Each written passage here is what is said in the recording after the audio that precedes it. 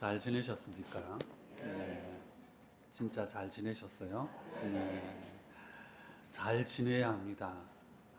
잘 지내는 것이 과연 뭘까? 여러 가지 이유가 있겠지만, 첫째는 감사하며 지내야 합니다. 아무리 부가 많고, 권력이 높고, 지식이 충만하다 할지라도, 감사드리지 않으면 삶은 어두워집니다. 교우 여러분. 우울해지지 않는 사람이 어디에 있겠습니까? 어른이 된다는 것은 우울해지는 거거든요. 그러면 그것을 넘을 수 있는 힘은 어디에서 올까? 감사드리는 데서 옵니다. 교우 여러분. 그래서 유심히 기도문을 읽어보세요. 하느님 감사합니다. 이 대목 참 많이 나옵니다. 아시겠어요? 네. 오늘 어떤 미사를 봉헌합니까? 네, 대답 안 해도 됩니다. 감사의 미사 드리는 거예요. 오늘 천영승차는 우리 천사님들 감사하셔야 됩니다. 누구에게? 하느님께, 어머니, 아버지에게, 할아버지, 할머니에게, 본당 시부님에게, 본당 수녀님에게. 아시겠어요? 수녀님 왜 쳐다봐? 네. 오늘은 성죄성혈 축일입니다. 미사 때마다 모시는 영성체를 묵상하는 날입니다. 어떤 인간도 먹지 않으면 살아갈 수가 없습니다. 왜? 먹지 못하면 힘을 못 쓰기 때문입니다. 육체만이 그런 것은 아닙니다. 영혼도 음식이 있습니다. 이른바 영적 음식입니다. 교우 여러분. 앞서 제가 말씀드렸죠. 어른이 된다는 것은 우울해지는 것이다. 쓸쓸하고 우울하고 왜 살지? 삶이 도대체 뭘지? 이 모든 것이 영적 갈증입니다. 영적인 배고픔이에요. 사람은 육체와 영혼으로 되어 있습니다. 어느 책을 보더라도 그렇게 설명합니다. 진실로 우리가 어른이 되면서 느끼는 거는 정말 왜 살지? 왜 이 일을 해야 될까? 영적 갈증이라는 걸 느끼는 것은 누구에게나 있지만 이것이 영적 갈증이라는 것을 깨닫는 분은 많지 않습니다. 배가 고프면은 아무것도 안 보입니다, 교우 여러분. 맛집이라는 표현이 근자에 오면서 등장했습니다. 배부른 소리예요, 교우 여러분. 한 끼 굶으면 다 맛집으로 보입니다. 두 끼 굶으면 보이는 게 없습니다. 육체는 이렇게 배고프면 못 참습니다. 마찬가지입니다.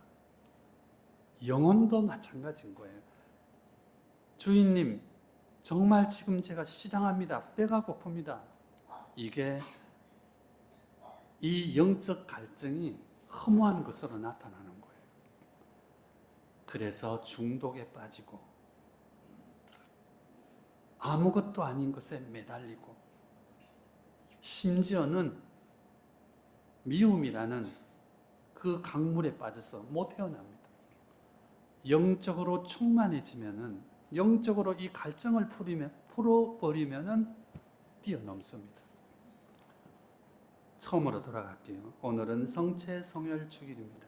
미사 때마다 모시는 영성체를 묵상하는 날입니다. 그 성체가 영혼의 양식입니다. 교우 여러분. 영혼의 양식은 관계에서 나옵니다. 첫째는 하느님과의 관계, 두 번째는 자연과의 관계, 세 번째가 사람과의 관계입니다. 이 모든 관계를 형성해 주신 분이 주님이시라고 받아들이는 것이죠. 어린이는 자라면서 부모님과의 관계에서 절대적인 영향을 받습니다. 부모님의 애정이 뒷받침되어야만 올바른 성장이 있습니다. 교우 여러분. 부부도 마찬가지입니다. 남편의 애정이 아내의 애정이 남편을 두 사람의 애정 관계가 세상을 보는 눈을 풍요롭게 만들어줍니다. 영적 풍요로움이죠.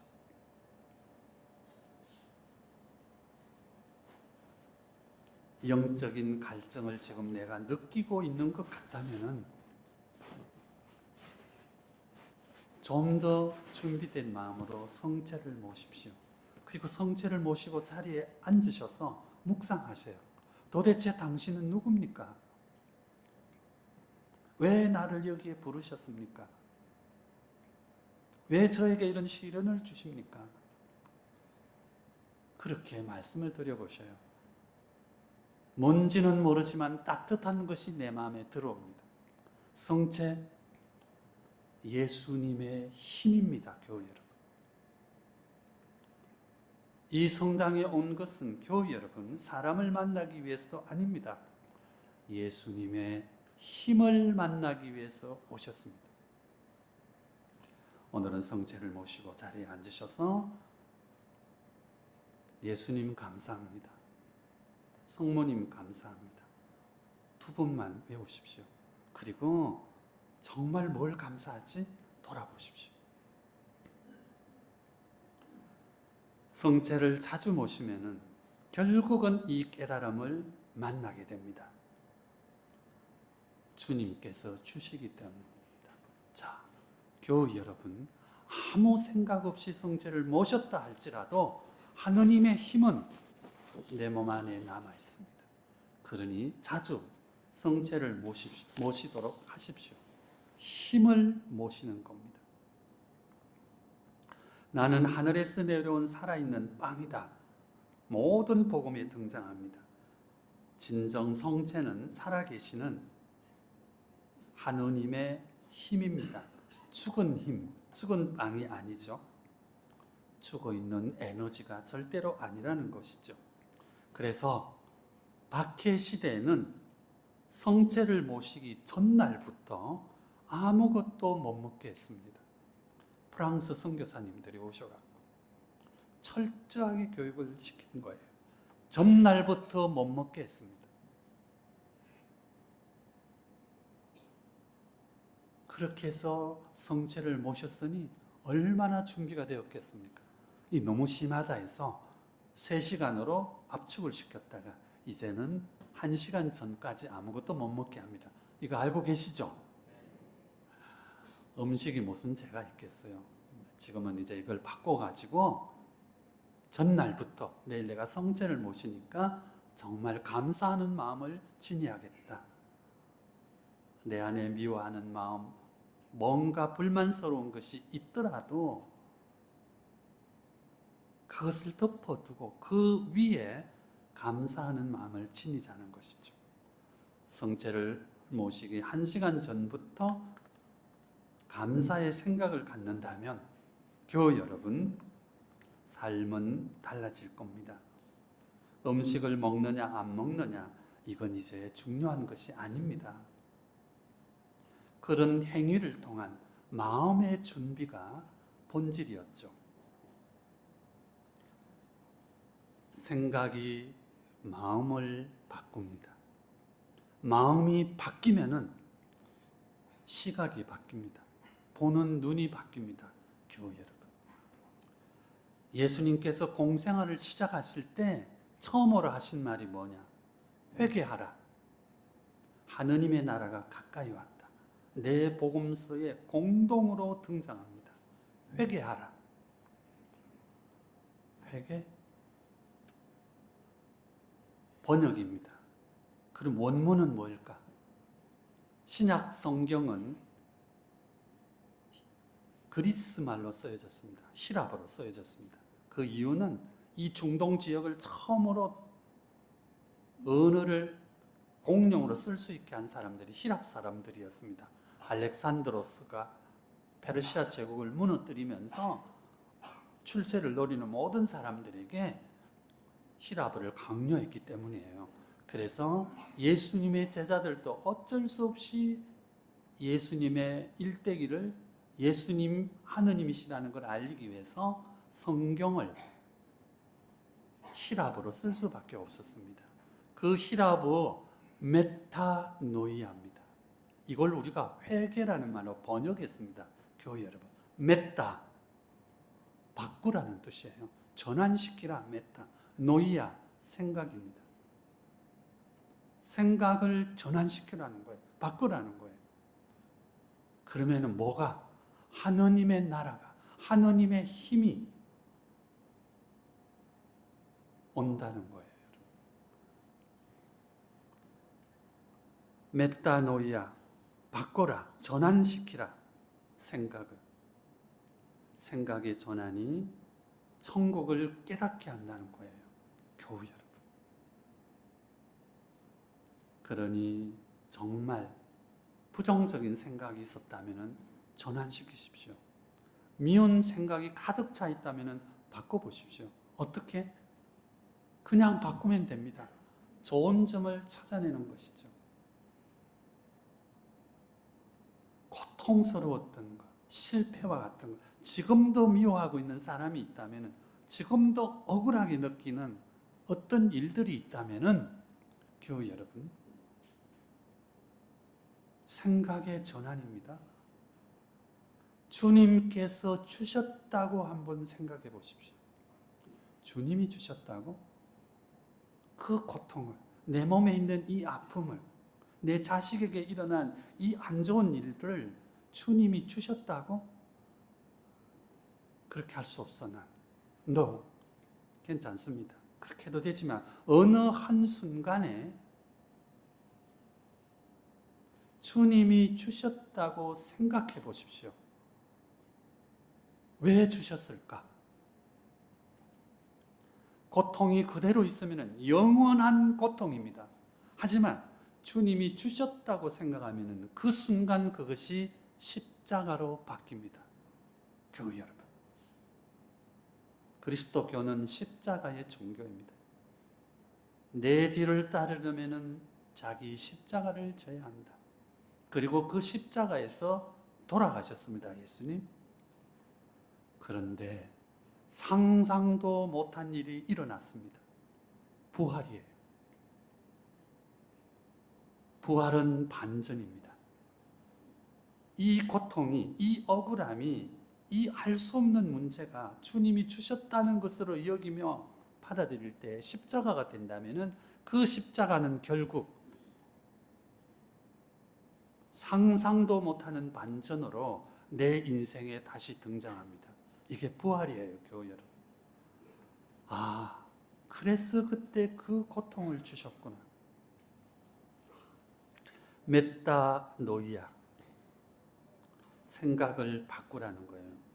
그러면은 하늘나라가 깨달아집니다. 하느님의 힘이 가까이 온다. 교우 여러분, 천국을 깨달으라는 겁니다. 천국. 사람이 천국입니다. 교우 여러분.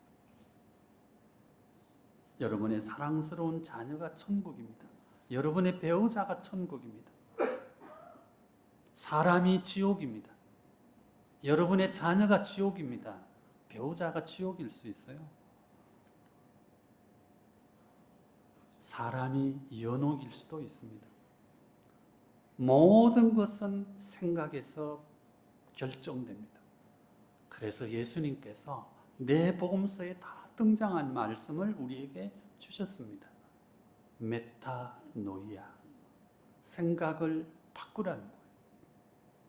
그러면은 하느님의 에너지가 너와 함께 있을 것이다. 저는 사랑을 이렇게 생각합니다. 사랑이 과연 뭘까? 사랑, 끊임없이 좋게 생각하려는 노력이다. 저는 이렇게 정의합니다. 끊임없이 좋게 생각하려고. 다시 말해서 좋은 쪽으로 바라보려는 노력이죠. 상대의 밝은 부분을 보려고 애쓰는 자세일 겁니다. 성체를 모시면서 그렇게 청하세요. 내 인생의 밝은 쪽을 보게 해주십시오. 사랑하는 내 가족들의 좋은 모습을, 아니 내가 하고 있는 이 일에 있어서도 밝은 모습을 보게 해달라고. 생각이 마음을 바꾸며 마음이 바뀌면은 보는 시각이 바뀝니다. 너무 허접한 소식들이 너무 많습니다. 텔레비전에서, 인터넷에서, 신문에서, 여러 곳에서 몰라도 되는 것. 정말 우리 삶을 황폐하게 하는 그런 뉴스들이 많습니다. 그러나 한 걸음 더 뛰어넘고 보면은 이런 일들이 이전부터 있어 왔습니다. 다만 그것을 바라보는 내 눈빛이, 내 눈길이 밝으면은 건너뛰는 거예요. 교회 여러분. 오늘 성체와 성일 대축일입니다. 그리고 오늘 처음으로 성체를 모시는 우리 아이들. 정말 예수님께서 오십니다. 오셔서 무엇을 주실까? 교회 여러분, 힘을 주십니다. 어떤 힘일까? 생각을 바꿀 수 있는 힘. 그래서 이 세상 안에서 천국을 살아갈 수 있는 에너지를 우리에게 주시는 겁니다. 마음이 바뀌면은 많은 것들을 따뜻하게 볼 수 있습니다. 그덕 오늘 성체를 모시고 자리에 앉으셔서 예수님 감사합니다. 성모님 감사합니다. 이렇게 기도하시면서 감사의 시각으로 삶을 보십시오. 영적으로 건강하고 풍성한 사람이 되실 겁니다. 그래서 주어진 삶 속에서 참으로 기쁨이 무엇인지를 깨달을 겁니다. 이제 6월 예수 성심성월입니다. 우리에게 예수님께서 오신 것은 절대로 우리를 단죄하기 위해서가 아니라 우리로 하여금 밝은 기운을 갖고 살아가기 위해서 우리에게 오셨습니다. 그덕 미사를 봉헌하면서 필요한 은총 청하시고 그덕 이 자리를 빌려서 이 공동체가 주님 원하시는 대로 가도록 많은 분들이 애쓰셨죠. 감사의 시각으로 그분들을 기억하시면서 또 기도하시고 특별히 오늘 성체를 모시면서 내 남은 인생에 무엇이 필요할까? 그 필요한 것 한 가지 꼭 청하도록 하십시오. 오늘 성체 성혈 축일에 예수님께서 선물로 주실 겁니다. 아멘.